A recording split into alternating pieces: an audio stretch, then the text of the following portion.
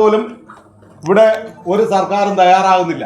അദ്ദേഹത്തിന്റെ ചരിത്രങ്ങളെല്ലാം എഴുത്തുള്ളതാണ്. എല്ലാവരും 15 വർഷമോ 20 വർഷമോ ഒക്കെ പറഞ്ഞല്ലോ. ഷടാനന്ദൻ നായർ എത്ര വർഷമാണ് ശ്രീമൂലം പ്രജാസഭയിൽ അംഗമായിരുന്നു എന്ന് ആർക്കെങ്കിലും അറിയാമോ?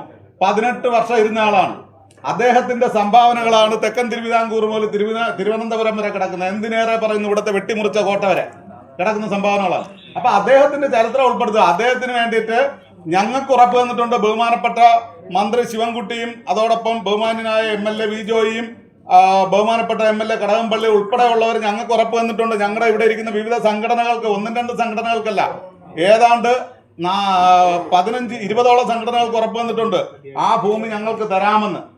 അതിന്റെ മുന്നോടിയായിട്ടാണ്, അതുമായി ബന്ധപ്പെട്ട് അന്ന് ബഹുമാനപ്പെട്ട ജോയി കൊടുത്തതിന്റെ ഫലമായിട്ട് ഞങ്ങൾ KNS എന്ന് പറയുന്ന ഒരു സംഘടനയുടെയും കൂടെ പേരിൽ കൊടുത്തതിന്റെ പുറത്താണ് അയ്യാ വൈകുണ്ഠസ്വാമികൾക്ക് സർക്കാരിന്റെ ഭാഗമായിട്ട് സമ്മർദ്ദം ചെലുത്തി ബാക്കി കാര്യങ്ങൾ നടന്നിട്ടുള്ളത്.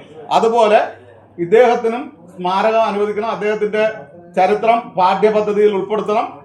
ഈ വിഭാഗത്തിൻ്റെതായ സംവരണം 2% തരണം.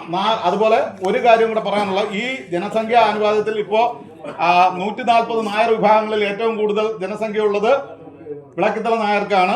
ഈ വിളക്കിത്തല നായർ വിഭാഗത്തെ കൃത്യമായിട്ട്, അതുപോലെ തന്നെ ഈ 140 നായർ വിഭാഗങ്ങളെയും ജാതി സെൻസസുമായി ബന്ധപ്പെട്ട് സ്പ്ലിറ്റ് ചെയ്ത് എഴുതണം എന്നുകൂടി എനിക്ക് ഒരു അഭ്യർത്ഥനയുണ്ട്. കാരണം നായർ എന്ന് പറയുന്നത് ഒരു ജാതിയല്ല, ഒരു സ്ഥാനപ്പേര് മാത്രമാണ്. ഇന്ന് ഈ 140 വിഭാഗങ്ങൾ ചേർന്നുകൊണ്ടാണ് നായർ എന്ന് പറയുന്നത്. അതുകൊണ്ട് സ്പ്ലിറ്റ് ചെയ്ത് എഴുതിയാൽ മാത്രമേ ഇത് കാര്യങ്ങൾ മുമ്പോട്ട് പോകുള്ളൂ.